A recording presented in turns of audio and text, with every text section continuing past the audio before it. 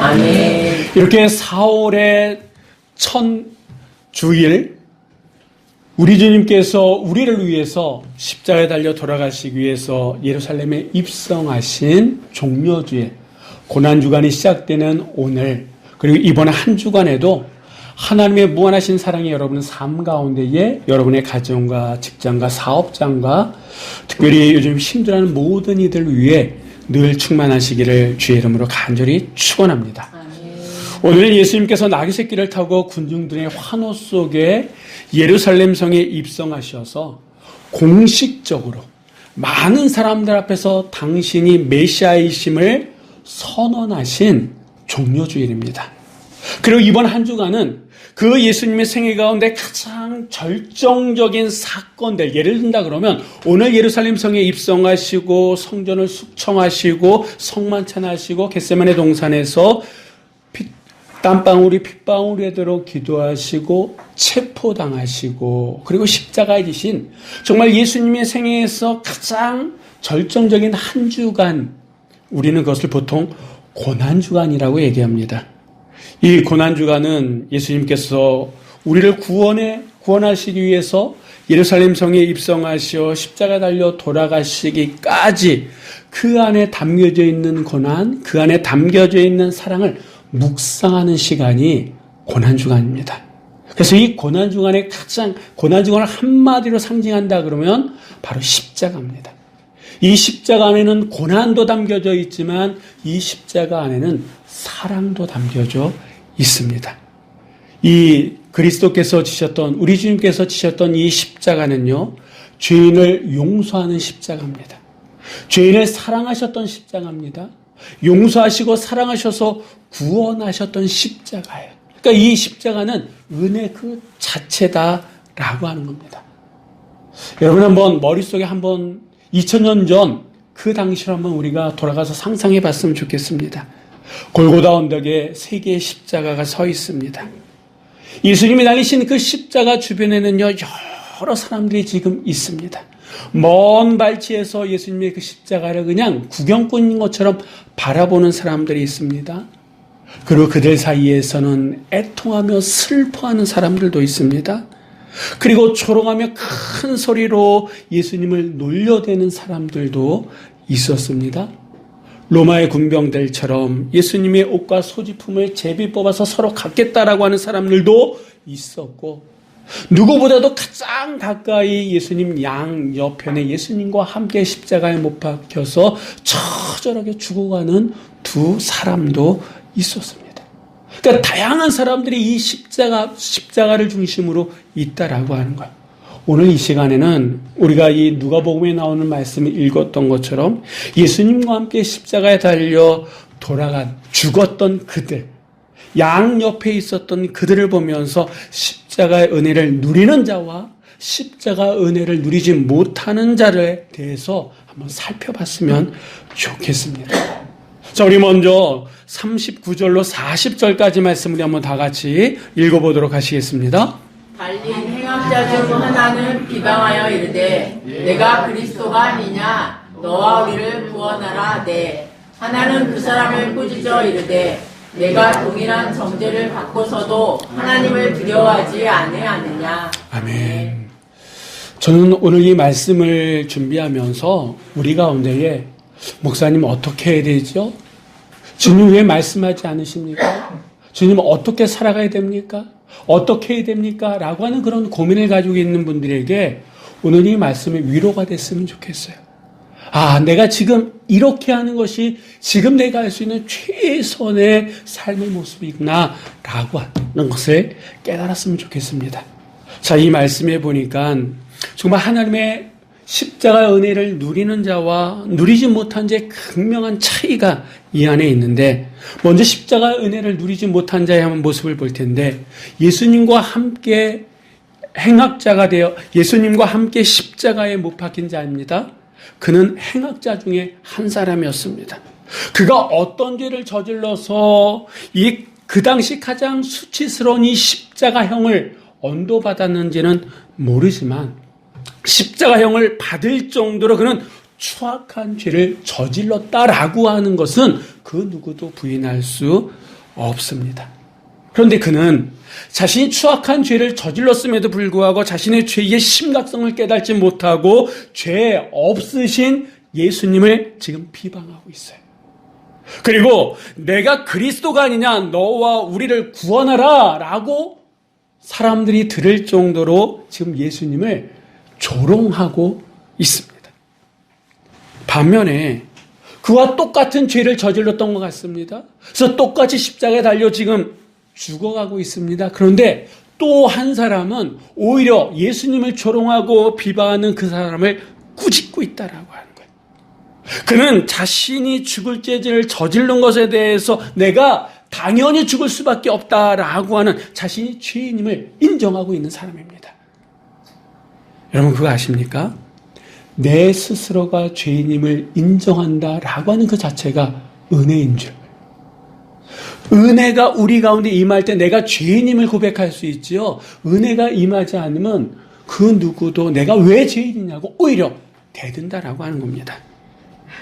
여러분, 같은 죄로 인해서 같은 형을 받아서 같은 장소에서 처절하게 십자가의 죽음을 맞이하고 있는데 한 사람은 예수님을 비방하고 조롱하고 있는 반면에 한 사람은 그 사람을 꾸짖고 내가 죽을 수밖에 없는 죄인이다 라고 하는 것을 인정하는 사람이 있다라고 합니다.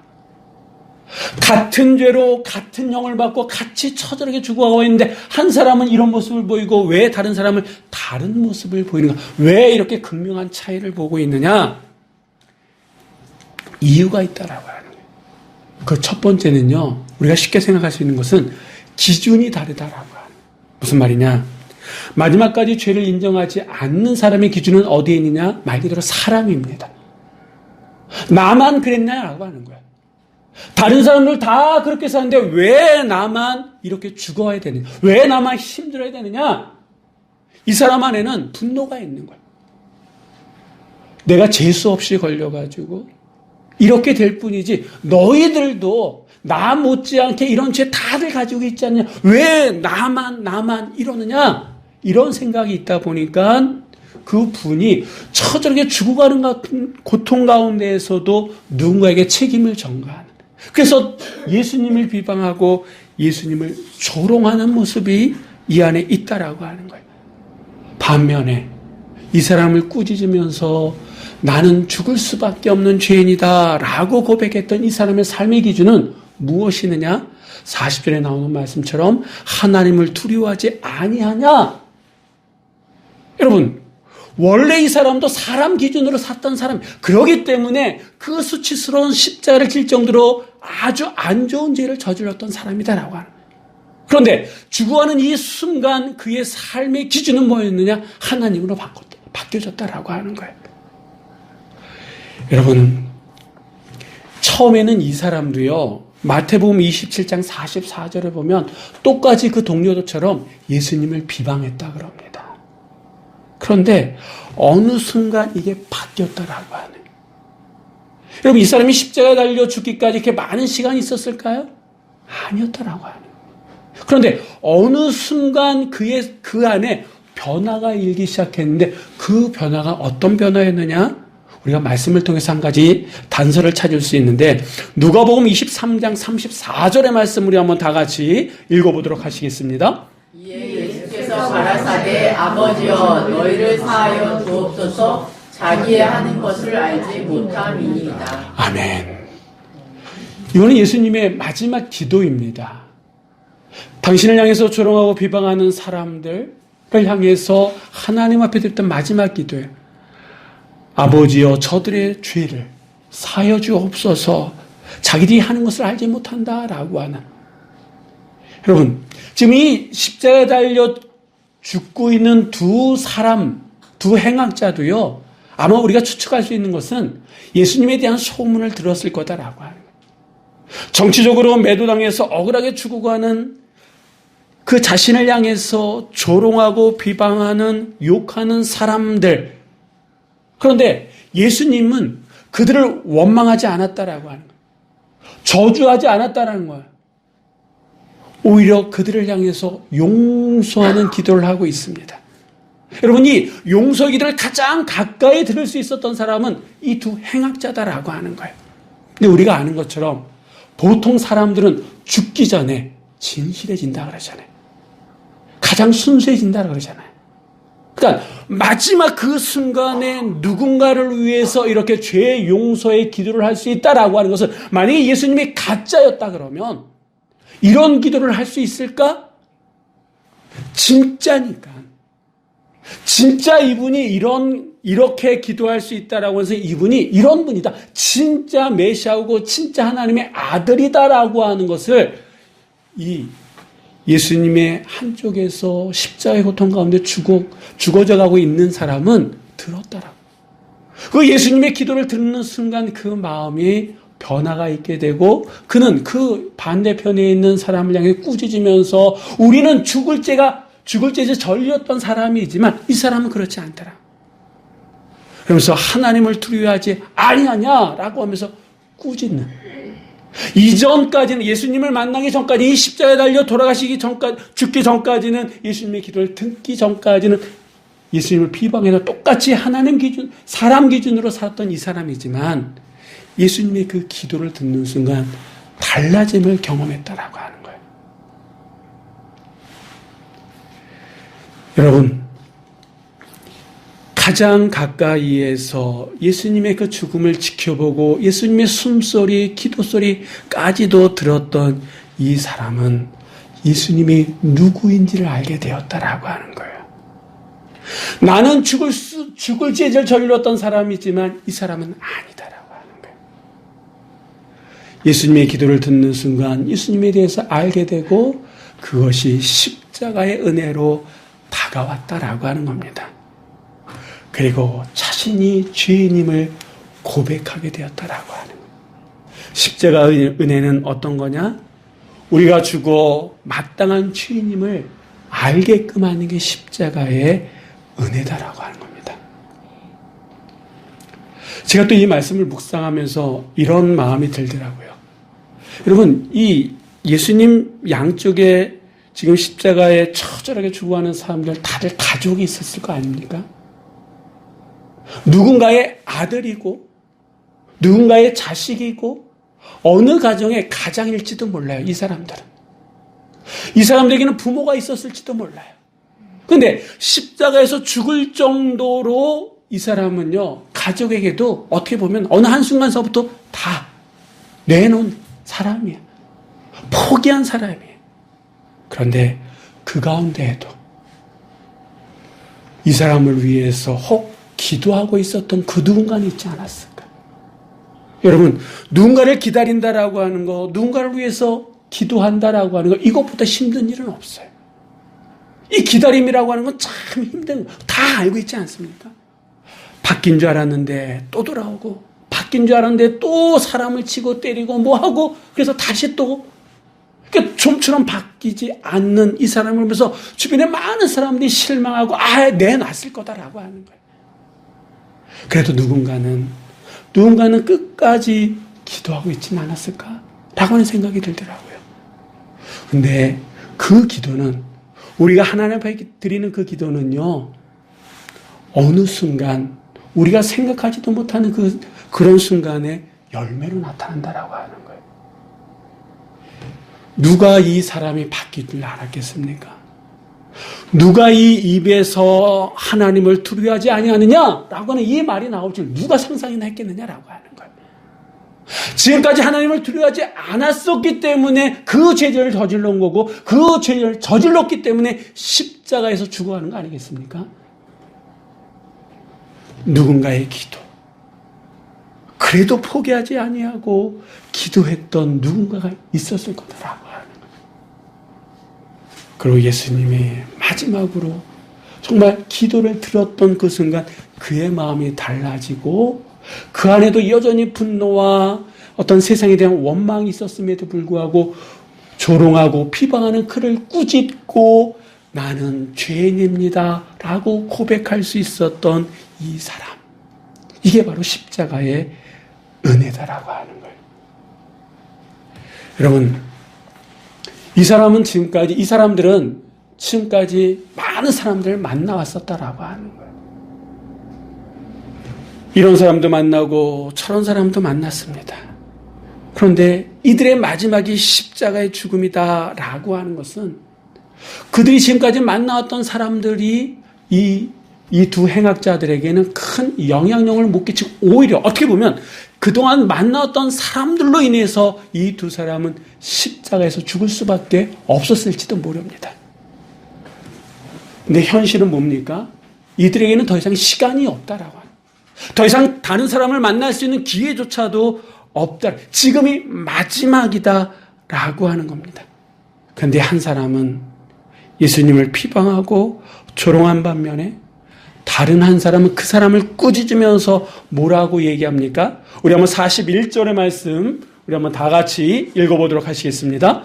우리는 우리가 행한 일에 상당한 도움을 받는 것이니 이에 당연하거니와 이 사람은 행한 것은 옳지 않은 것이 없느니라 하고. 아멘.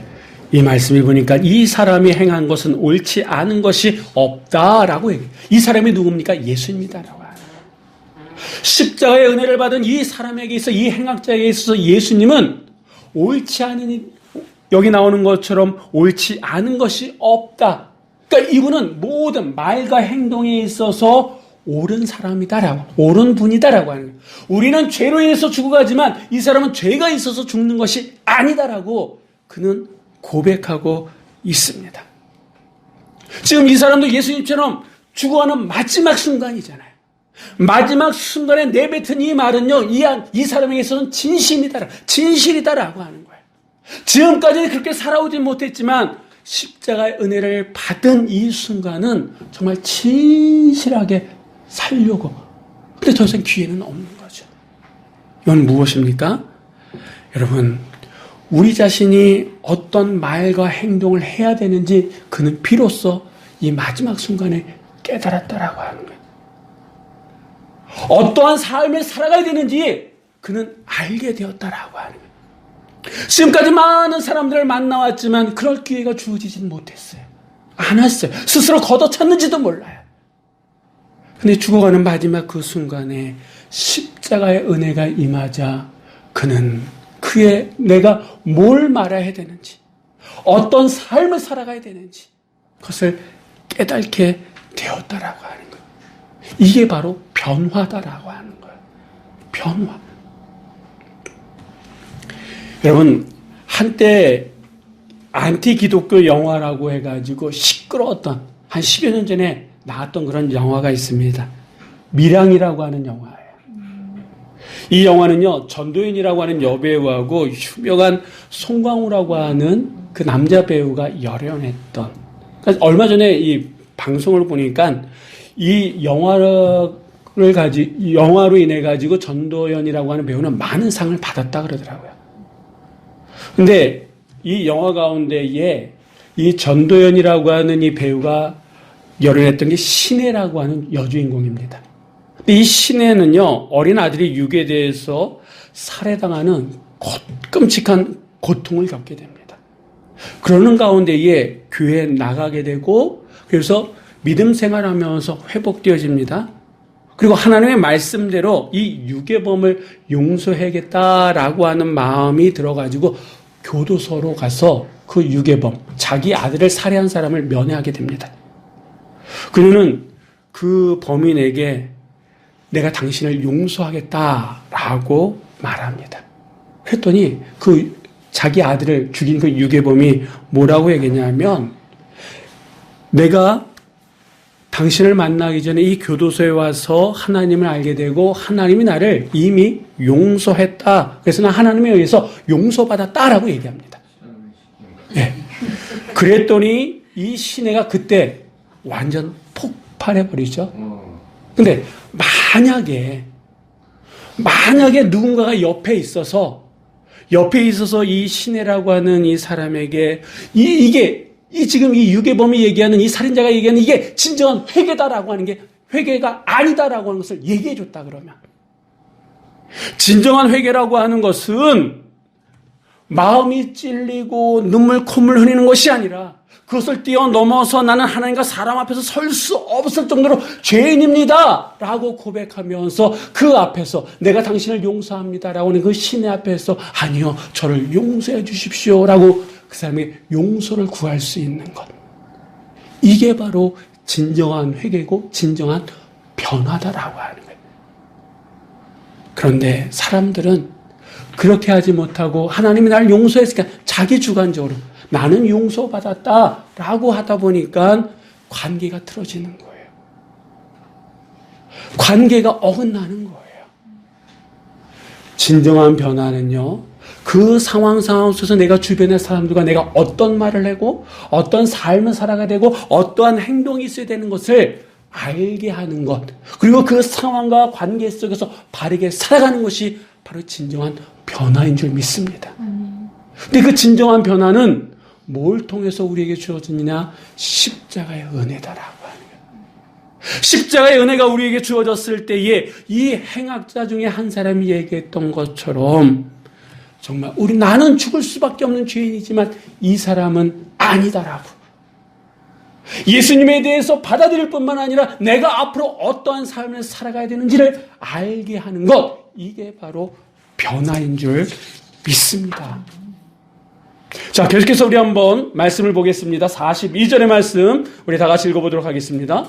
이르되 예수여 당신의 나라에 임하실 때 나를 기억하소서 하니. 아멘.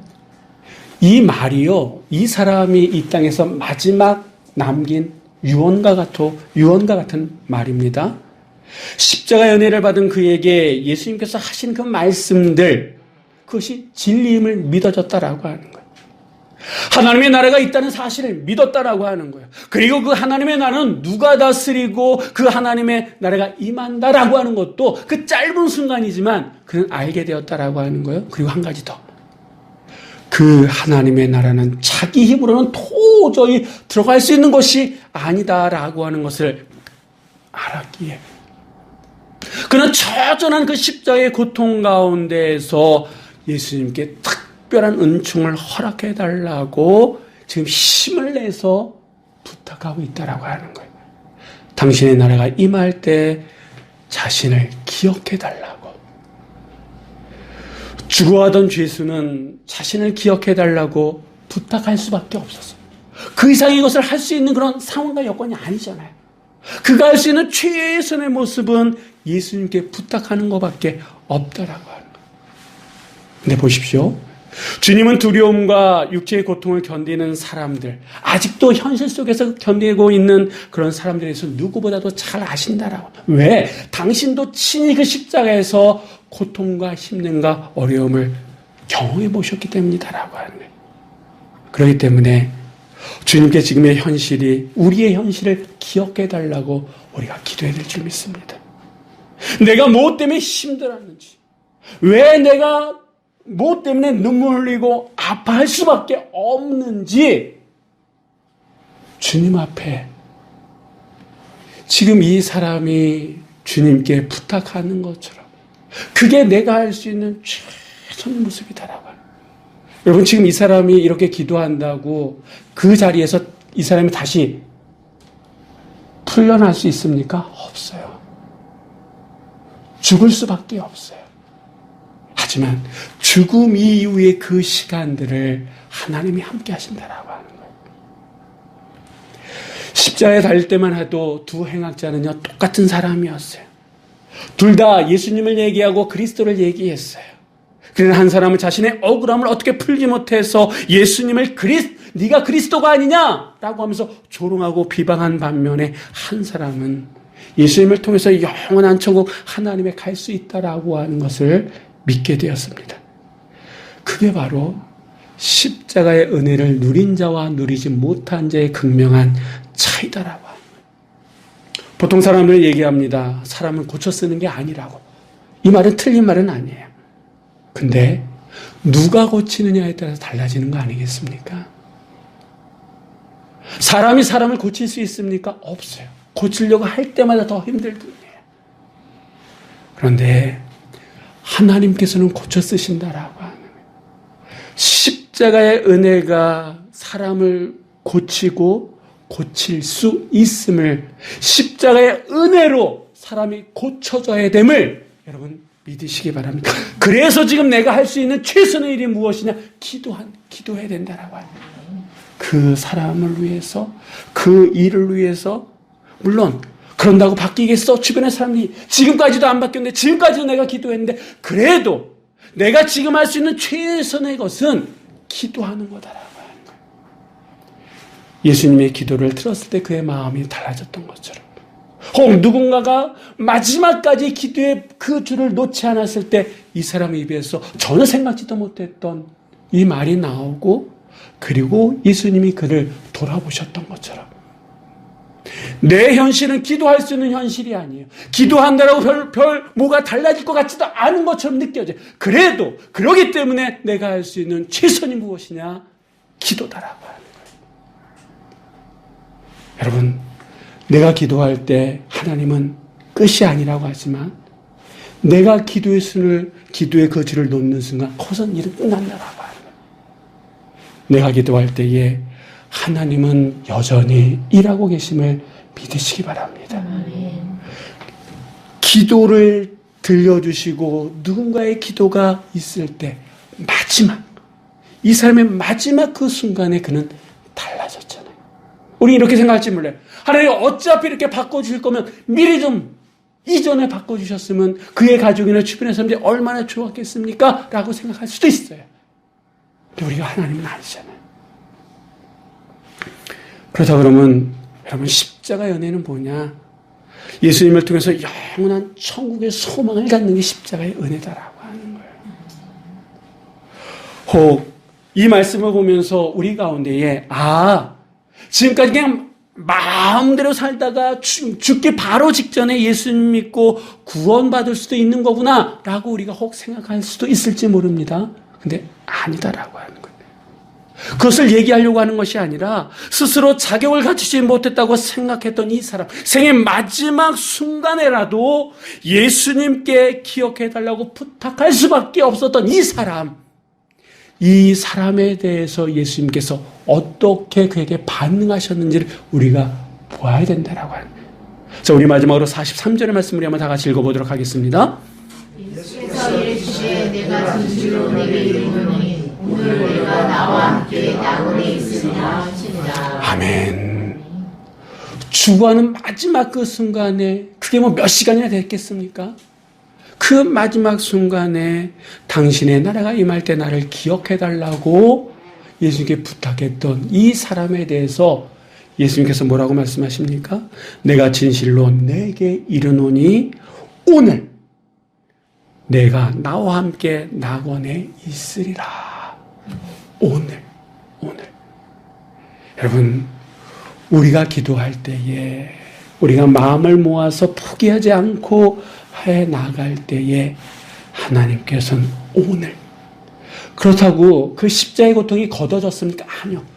여전히 십자가의 고통은 있습니다만, 그러나 그 오늘을 견딜 수 있는, 그 고통을 견딜 수 있는 힘이 우리에게 주어진다라고 하는 거예요. 그래서 우리가 마지막까지 기도해야 된다라고 하는 거예요.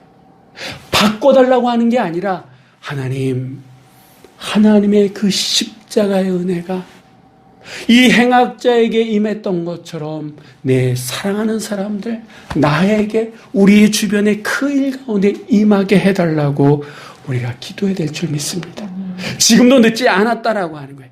지금이라도 십자가의 은혜를 받음으로 말미암아 주여 나를 기억하소서 간구할 때에 우리 주님께서는 오늘 내가 나와 함께 낙원에 있으리라고 하는 응답을 우리에게 주실 줄 믿습니다. 십자가의 은혜가 사람을 바꿔놓은 줄 믿으시기 바랍니다. 십자가의 은혜가 있을 때에 예수님이 비로소 보이게 되고 그 앞에 내가 어떠한 삶을 살아가야 되는지를 깨닫게 되고 천국에 대한 소망이 주어진다라고 하는 거예요. 이번 한 주간, 오늘 종료주일 이번 한 주간 이제 고난주간이 시작이 되었습니다. 그 십자가의 은혜가 내 머리끝부터 발끝까지, 십자가의 그 은혜가 우리의 가정, 우리의 직장, 우리의 사업장, 그리고 십자가의 은혜가 내 혈육, 내 사랑하는, 내가 마지막까지 붙들어야 될 그 사람 위에 임할 수 있기를 우리가 마지막까지 기도하며 간구할 때에 하나님께서는 반드시 응답해 주실 줄 믿고 이번 한 주간 십자가의 은혜를 사모하며 살아갈 수 있는 여러분 모두가 되시기를 주의 이름으로 간절히 축원합니다. 기도하시겠습니다.